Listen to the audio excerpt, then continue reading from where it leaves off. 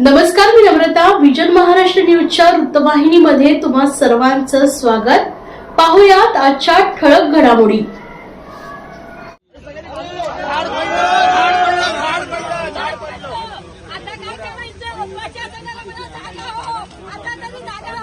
झाड पडल्यानंतर मग त्याची छाटणी हे महानगरपालिकेचं प्रशासनाला करायचं काय? शिवराव बाळासाहेब ठाकरे पक्षाचा साहेबांचा शिवसेना पक्षप्रमुख बाळासाहेब ठाकरेंचा. ठाणे शहरात सुरू असलेल्या मुसळधार पावसामुळे विविध भागात झाड कोसळण्याच्या घटनांमध्ये मोठ्या प्रमाणात वाढ झाली. या पार्श्वभूमीवर ठाणे महापालिका प्रशासनाच्या निष्काळजीपणाचा निषेध करण्यासाठी शिवसेना उद्धव बाळासाहेब ठाकरे पक्षाच्या वतीने आज प्रतिकात्मक आंदोलन करण्यात आलंय.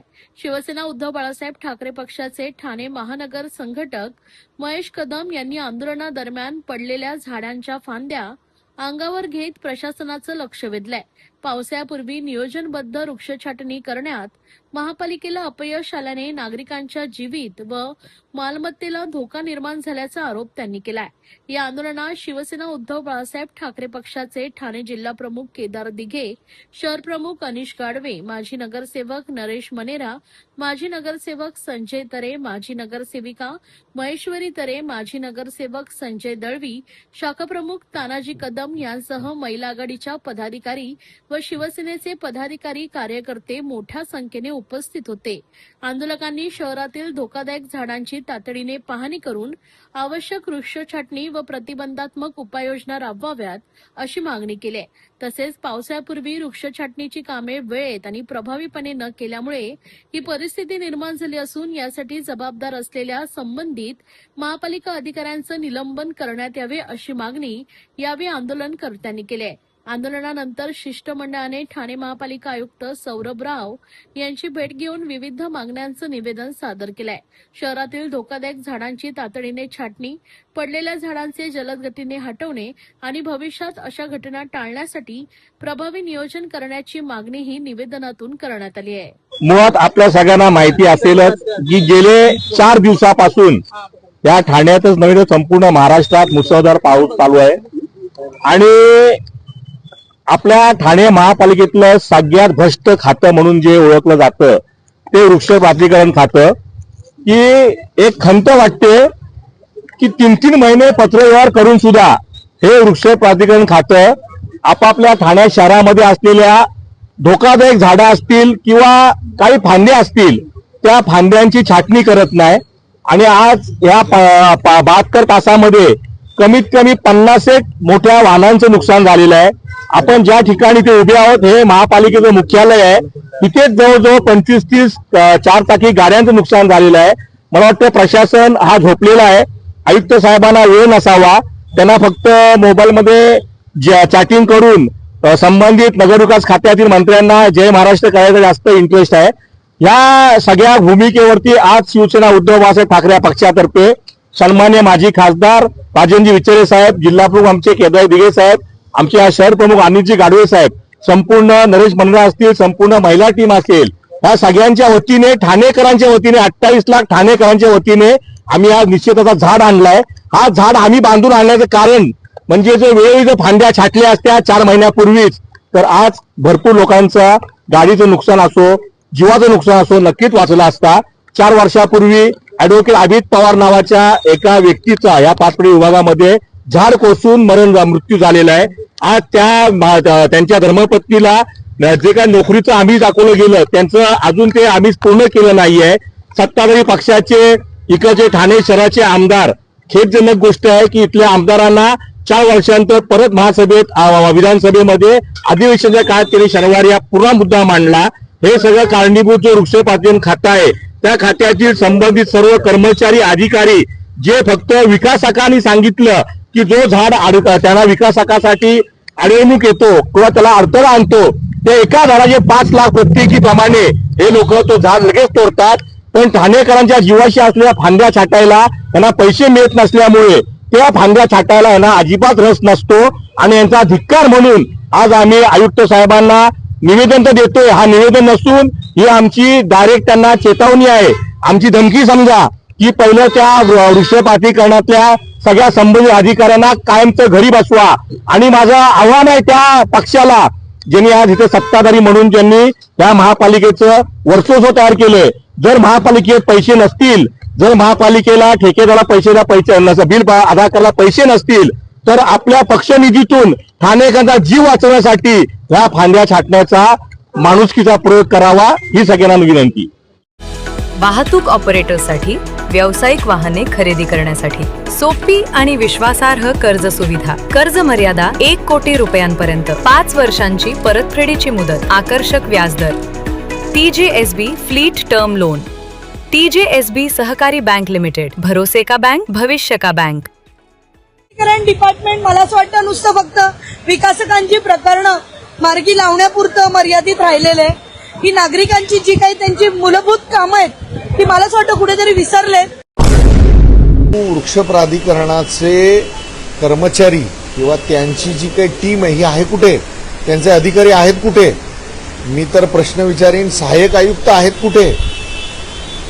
आज प्रभागामध्ये पाऊस पडतोय, एवढा वारा आहे, एवढी झाडं पडतायत, दुर्घटना घडते. आज माननीय आयुक्त जर 4 वेळा फोन करून ह्या घटनेची माहिती घेऊ शकतात, माननीय उपमुख्यमंत्री घटनेची माहिती घेऊ शकतात.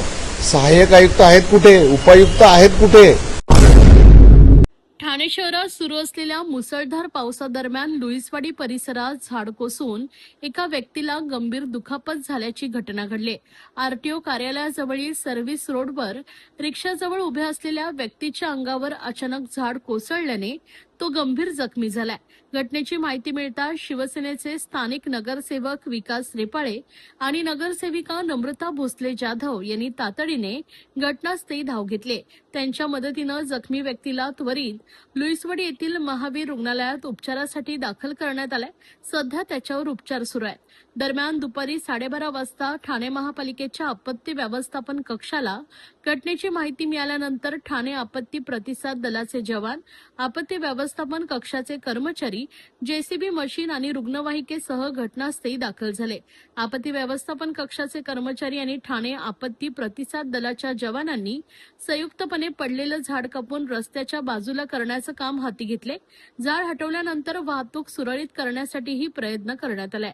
मुसळधार पावसामुळे शहरात झाडे कोसळण्याच्या घटनांमध्ये वाढ होत असल्याने नागरिकांनी आवश्यक ती खबरदारी घ्यावी असं आवाहन प्रशासनाकडून आणि नगरसेवकांकडून करण्यात येत आहे. त्या रिक्षा चालक जो गंभीर जखमी झालाय त्याला नगरसेवक आमचे विकास रेपाळे साहेब त्यांना जितो हॉस्पिटलला घेऊन गेलेत. महावीर जैनला त्याचा उपचार तातडीने चालू आहेत. डोक्याला गंभीर जखम आहे, ओळख अजून पटलेली नाही त्या व्यक्तीची. आणि मीनवाईल आम्ही या पूर्ण टीम आपली फायर ब्रिगेड, RDMC, आमचे TDRF हे सगळे मिळून आणि माझी स्वतःची यंत्रणा आमच्या प्रभागातली आम्ही सर्वांनी मिळून ते आता लवकरात लवकर झाड पूर्ण मोकळं करतोय. त्याचबरोबर माझी प्रशासनाला रिक्वेस्ट आहे की लवकरात लवकर वृक्ष प्राधिकरणची मॅनपॉवर वाढवा. संपूर्ण काम जे आपलं TDRF, फायर आणि माझं RDMC करतंय, पण वृक्ष प्राधिकरण डिपार्टमेंट थोडंसं कमकुवत पडतंय. कारण या सगळ्या गोष्टीला मेन वृक्ष प्राधिकरणांनी काम सुरू केलं पाहिजे. मी स्वतः सदस्य असताना वारंवार तक्रार करते की मे महिन्यापासून काम सुरू करायला पाहिजे, परंतु आपल्याकडे नेहमी याच्यात दिरंगाई होते. काम सुरू होतं आपलं जूनच्या नंतर. यावेळी पाऊस लेट होतोय तरी देखील यंत्रणा चांगली नव्हती, त्याच्यामुळे ही सगळी झाडं पडतात. प्राधिकरण डिपार्टमेंट मला असं वाटतं नुसतं फक्त विकासकांची प्रकरणं मार्गी लावण्यापुरतं मर्यादित राहिलेलं आहे. ही नागरिकांची जी काही त्यांची मूलभूत कामं आहेत ती मला असं वाटतं कुठेतरी विसरले. त्यांना सवय राहिलेली नाहीये की आता प्रशासन चालत नाही, आता नगरसेवक आलेत. थोडंसं मला असं वाटतं कुठे ना कुठेतरी हे प्रयत्न केले पाहिजेत. त्या संपूर्ण प्रभागात माझ्या आणि विकास रेपाळे साहेबांच्या माध्यमातून आम्ही शिंदे साहेबांच्या मार्गदर्शनाखाली स्वयंत्रणा लावतोय.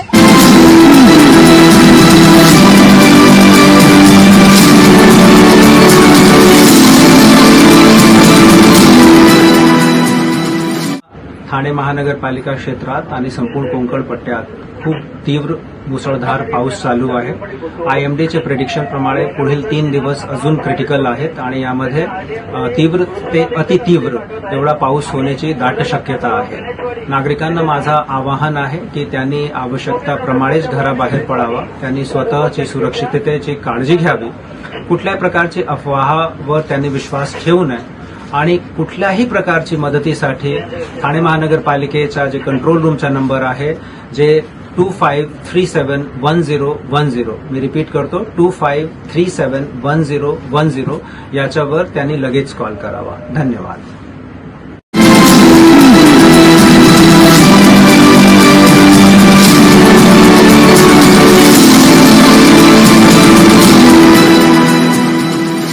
जंगल वाचवा भविष्य वाचवा. जंगल वाचवा भविष्य वाचवा. जंगल वाचवा भविष्य वाचवा.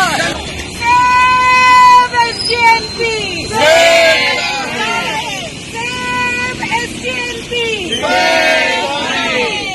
जंगल वाचवा भविष्य वाचवा. ठाण्यातील संजय गांधी राष्ट्रीय उद्यानालगतच्या 94 एकर भूखंडावरील प्रस्तावित विकास आणि त्या बदल्यात दिल्या जाणाऱ्या टीडीआर विरोधात रविवारी ठाणेकरांनी भरपावसात रस्त्यावर उतरून मानवी साखळी आंदोलन केलंय. पर्यावरण संवर्धनाला प्राधान्य देत वनक्षेत्र अबाधित ठेवण्याची मागणी करत नागरिकांनी सरकार व प्रशासनाचं लक्ष वेधलंय. संजय गांधी राष्ट्रीय उद्यानालगतच्या 94 एकर भूखंडावर पार्क उभारण्याच्या प्रस्तावाला आणि त्याबदल्यात सुमारे 2800 कोटी रुपयांच्या टीडीआर व्यवहाराला विरोध करत ठाणेकरांनी टिकुजिनीवाडी परिसरात मानवी साखळी उभारून जोरदार आंदोलन केलंय. जंगल वाचवा, ठाणे वाचवा, मुंबईचे फुफ्फुस वाचवा आणि विकासाच्या नावाखाली पर्यावरणाची हत्या थांबवा अशा घोषणांनी परिसर दणाणून गेलाय.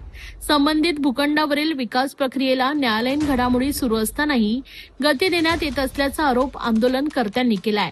या व्यवहारात मोठ्या आर्थिक हितसंबंधांचा संशय व्यक्त होत असून हा केवळ राजकीय विषय नसून मुंबई ठाण्यातील लाखो नागरिकांच्या पर्यावरण आणि आरोग्याशी संबंधित प्रश्न असल्याचं आंदोलनकर्त्यांचं म्हणणं आहे. गेल्या 2 दिवसांपासून सुरू असलेल्या मुसळधार पावसाची पर्वा न करता रविवारी सकाळी 8 वाजल्यापासून नागरिक टिकुजिनीवाडी परिसरात जमा झाले. लहान मुलांपासून ज्येष्ठ नागरिकांपर्यंत सर्व वयोगटातील नागरिक, पर्यावरण प्रेमी आणि सामाजिक कार्यकर्त्यांनी उत्स्फूर्त सहभाग घेत टिकुजिनीवाडी ते खेवरा चौकादरम्यान मानवी साखळी उभारली आहे. आंदोलनादरम्यान संजय गांधी राष्ट्रीय उद्यान हे मुंबई आणि ठाणे परिसरातील लाखो नागरिकांसाठी शुद्ध हवेचं प्रमुख स्रोत असून येथील समृद्ध जैवविविधता आणि वनसंपदा अबाधित ठेवणं आवश्यक असल्याचं मत व्यक्त करण्यात आलंय.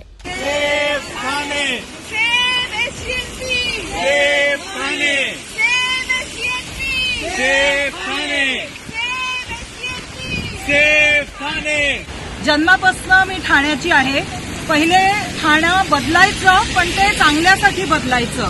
आता जे होत चाललंय, जर अशा रेटनी ठाणं बदललं तर येणाऱ्या पिढीसाठी ठाण्यात श्वास घेणं अतिशय डिफिकल्ट होणार आहे. SGNP जी ठाण्याची ओळख आहे, जी ठाण्याची नैसर्गिक फुफ्फुसं आहे, आता त्याच्यावर गदा आलेली आहे आणि हे आम्ही होऊन नाही देणार. जर ठाण्याचा प्रत्येक काना कोपरा जर गिळंकृत करायचा असेल तर ते आम्हाला मान्य नाही. ह्या जंगलावर आपलं भविष्य डिपेंडंट आहे. जंगल वाचवणं ही गरज आहे. आज हे जे सगळे ठाणेकर इकडे उतरलेले आहेत त्यांना स्वतःची आणि येणाऱ्या पिढींची खूप काळजी आहे. ही गरज आहे की प्रत्येक ठाणेकरांनी आता ह्याच्यात सहभाग घेऊन प्रश्न विचारले पाहिजेत आणि जी जागा, जी जंगलं आपल्या हक्काची आहेत ती आपलीच ठेवण्यात त्यांचाही आता आम्हाला सामील झालेले आहेत. या होत्या आजच्या ठळक घडामोडी. अशाच राजकीय, सांस्कृतिक, क्रीडा क्षेत्रातील बातम्या पाहण्यासाठी पाहत रहा विजन महाराष्ट्र न्यूज ही वृत्तवाहिनी. विजन महाराष्ट्र न्यूजच्या फेसबुक चॅनलला व युट्यूब चॅनलला फॉलो आणि सबस्क्राईब करा. धन्यवाद.